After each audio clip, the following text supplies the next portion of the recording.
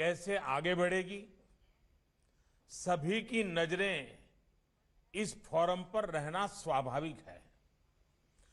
साथियों, तमाम आशंकाओं के बीच आज मैं आप सभी के सामने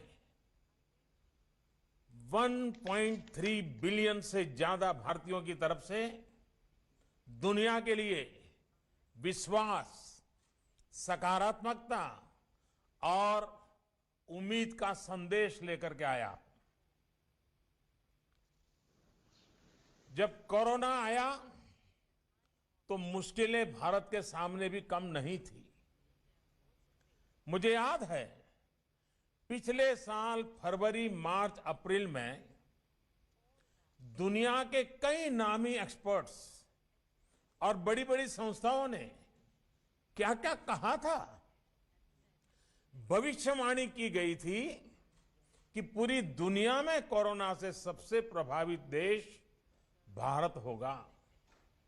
कहा गया कि भारत में कोरोना संक्रमण की सुनामी आएगी। किसी ने 700-800 मिलियन भारतीयों को कोरोना होने की बात कही तो किसी ने 2 मिलियन से ज्यादा लोगों की मृत्यु का अंदेशा जताया था। दुनिया के बड़े बड़े और आधुनिक हेल्थ इंफ्रास्ट्रक्चर वाले देशों का उस समय जो हाल था, वो देखकर भारत जैसे विकासशील देश के लिए दुनिया की चिंता भी स्वाभाविक थी। आप अंदाजा लगा सकते हैं कि तब हमारी क्या मनोदशा रही होगी। लेकिन भारत ने खुद पर निराशा को हावी नहीं होने दिया। भारत प्रोएक्टिव पब्लिक पार्टिसिपेशन के अप्रोच के साथ आगे बढ़ता रहा। हमने Covid specific health infrastructure develop करने पर जोर लगाया। हमने अपने ह्यूमन रिसोर्सेज को कोरोना से लड़ने के लिए ट्रेन किया। टेस्टिंग और ट्रैकिंग, इसके लिए टेक्नोलॉजी का भरपूर इस्तेमाल किया। इस लड़ाई में भारत के प्रत्येक व्यक्ति ने धैर्य के साथ अपने कर्तव्यों का पालन किया। कोरोना के खिलाफ लड़ाई को एक जन आंदोलन में बदल दिया। आज भारत दुनिया के उन देशों में से हैं जो अपने ज्यादा से ज्यादा नागरिकों का जीवन बचाने में सफल रहा है, और जहां आज कोरोना से संक्रमित लोगों की संख्या, जैसे प्रोफेसर ने बताया, तेजी से घट रही है।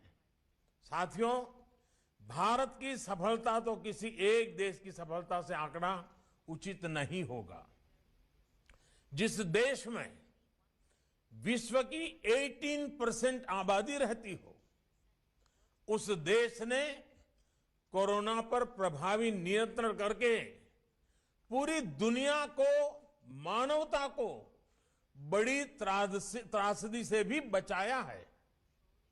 कोरोना शुरू होने के समय mask, PPE kit, test kit हम बाहर से मंगाते थे।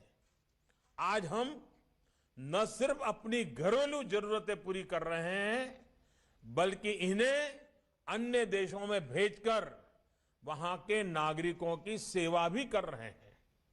और आज भारत ही है जिसने दुनिया का सबसे बड़ा कोरोना वैक्सीनेशन प्रोग्राम भी शुरू किया है। पहले फेज में हम अपने 30 मिलियन हेल्थ और फ्रंटलाइन वर्कर्स का वैक्सीनेशन कर रहे हैं। भारत की स्पीड का अंदाजा आप इसी से लगा सकते हैं कि सिर्फ 12 दिन में, 12 डेज में भारत ने अपने 2.3 मिलियन से ज्यादा हेल्थ वर्कर्स को वैक्सीनेट कर चुका है।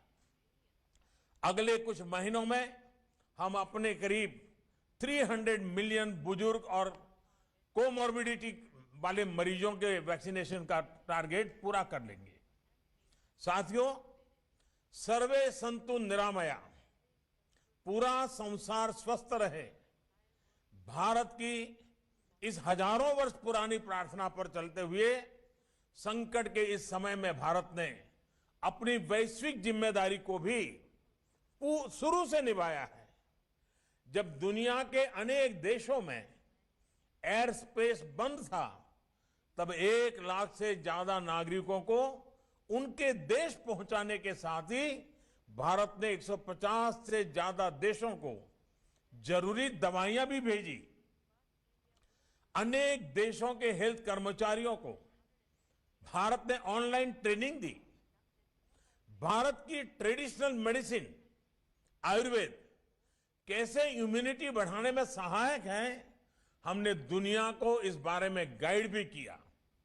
आज भारत कोविड की वैक्सीन दुनिया के अनेक देशों में भेजकर वहां पर वैक्सीनेशन से जुड़े इंफ्रास्ट्रक्चर को तैयार करके दूसरे देशों के नागरिकों का भी जीवन बचा रहे हैं। और ये सुनकर WEF में सभी को तसल्ली होगी कि अभी तो सिर्फ 2 made in India corona vaccine दुनिया में आई हैं। आने वाले समय में कई और वैक्सीन भारत से बनकर के आने वाली है। ये वैक्सीन दुनिया के देशों को और ज्यादा बड़े स्केल पर ज्यादा स्पीड से मदद करने में ये पूरी तरह सहायता करेगी। भारत की सफलता की इस तस्वीर, भारत के सामर्थ्य की इस तस्वीर के साथ मैं दुनिया के अर्थ जगत को ये भरोसा भी दिला रहा हूं कि आर्थिक मोर्चे पर भी स्थितियां अब तेजी से बदलेगी। कोरोना के समय में भी भारत ने इंफ्रास्ट्रक्चर के ट्रिलियंस ऑफ रुपीस के प्रोजेक्ट शुरू करके एम्प्लॉयमेंट के लिए विशेष स्कीम्स चलाकर इकोनॉमिक एक्टिविटी को बनाए रखा था। तब हमने एक एक जीवन को बचाने पर जोर दिया। अब भारत एक एक जीवन देश की प्रगति के लिए पूरे जी जान से जुट गया है। अब भारत आत्मनिर्भर बनने के संकल्प के साथ आगे बढ़ रहा है। भारत की आत्मनिर्भरता की आकांक्षा ग्लोबलिज्म को नए सिरे से मजबूत करेगी और मैं आश्वस्त हूं कि इस अभियान को इंडस्ट्री 4.0 से भी बहुत बड़ी मदद मिलेगी। इसके पीछे वजह भी है और इस विश्वास का आधार भी है। साथियों, एक्सपर्ट्स बताते हैं कि इंडस्ट्री 4.0 के 4 मुख्य फैक्टर्स होने वाले हैं: कनेक्टिविटी, ऑटोमेशन, आर्टिफिशियल इंटेलिजेंस या मशीन लर्निंग और real time data.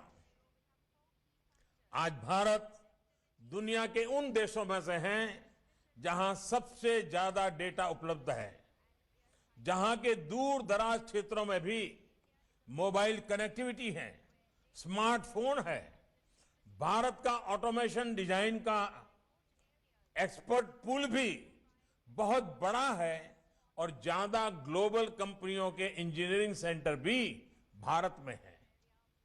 Artificial intelligence और मशीन लर्निंग में भारत के सॉफ्टवेयर इंजीनियर्स बरसों से अपनी क्षमता से दुनिया को अवगत करा रहे हैं। साथियों, बीते 6 वर्षों में भारत में जिस तरह डिजिटल इंफ्रास्ट्रक्चर के लिए काम हुआ है, वो वर्ल्ड इकोनॉमिक फोरम के एक्सपर्ट्स के लिए भी एक स्टडी का विषय है। इस इंफ्रास्ट्रक्चर ने डिजिटल सॉल्यूशंस को भारत के लोगों की रोजमर्रा की जिंदगी का हिस्सा बना दिया है। आज भारत के 1.3 बिलियन से ज्यादा लोगों के पास यूनिवर्सल आईडी आधार है। लोगों के बैंक अकाउंट और यूनिवर्सल आईडी उनके फोन से कनेक्टेड है।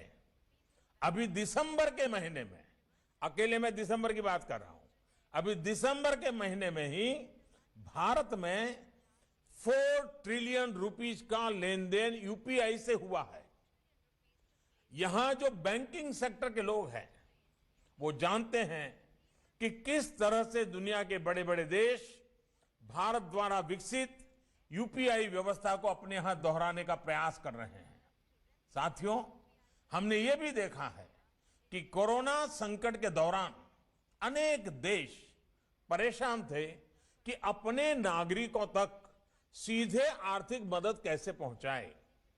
आप ये जानकर चौंक जाएंगे कि इसी दौरान भारत ने 760 मिलियन से ज्यादा लोगों के बैंक खातों में 1.8 ट्रिलियन रुपीस से अधिक सीधे ट्रांसफर किए हैं।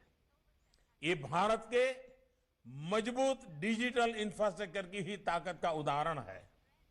हमारे डिजिटल इंफ्रास्ट्रक्चर ने पब्लिक सर्विस डिलीवरी को एफिशिएंट भी बनाया है और ट्रांसपेरेंट भी बनाया है।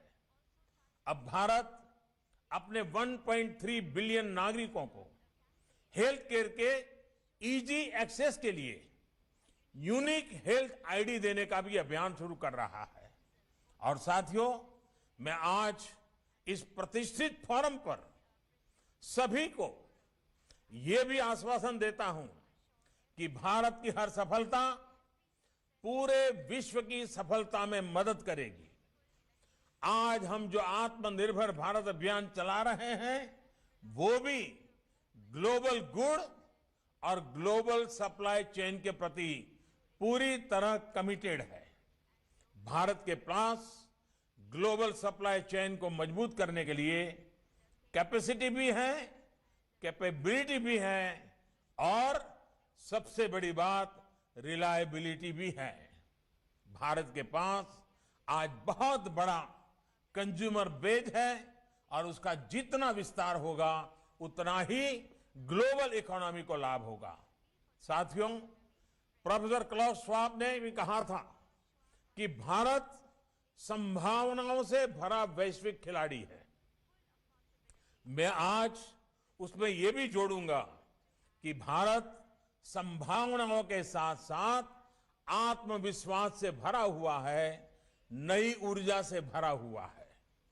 बीते वर्षों में भारत ने रिफॉर्म्स और इंसेंटिव बेस्ड स्टिमुलस पर बहुत जोर दिया है। कोरोना के इस समय में भी भारत ने करीब करीब हर सेक्टर में स्ट्रक्चरल रिफॉर्म्स की गति को तेज किया है। इन रिफॉर्म्स को प्रोडक्शन लिंक इंसेंटिव्स के से सपोर्ट किया जा रहा है। अब भारत में टैक्स रिजिम से लेकर एफडीआई नॉर्म्स तक एक प्रिडिक्टेबल और फ्रेंडली एनवायरनमेंट है।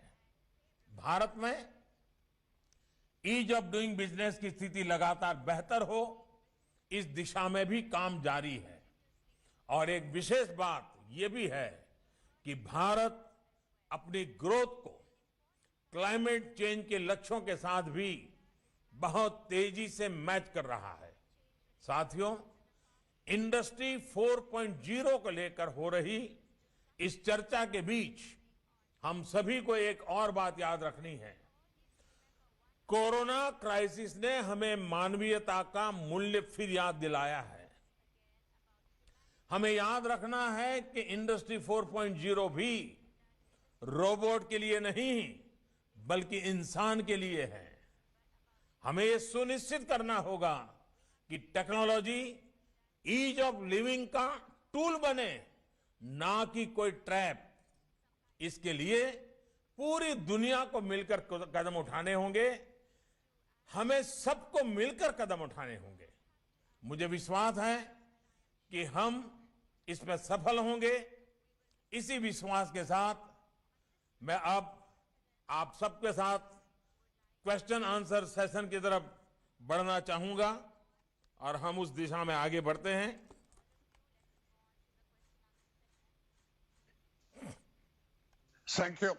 Thank you, Prime Minister, first for this message of hope and confidence. I think it's an incredible achievement how we handled the COVID-19 crisis and how you showed responsibility towards the world in taking care not only of your own country, but particularly also of your neighbor countries. I'm convinced, Prime Minister, based on what you said, China will India and China are always competing, but China will, we all will admire India for its growth, for its great growth rates in the coming years. I'm also very happy that you mentioned your commitment to the 4IR, to the fourth industrial revolution technologies, and we have to make them human-centered, and I'm happy that the World Economic Forum has a Center for the Fourth Industrial Revolution in Mumbai, thanks to your support. Mr. Prime Minister, this officially concludes the public portion of the session, and we will have now this follow-up dialogue, but we will have to have 30 seconds just to switch the communication devices. Thank you very much again, Prime Minister.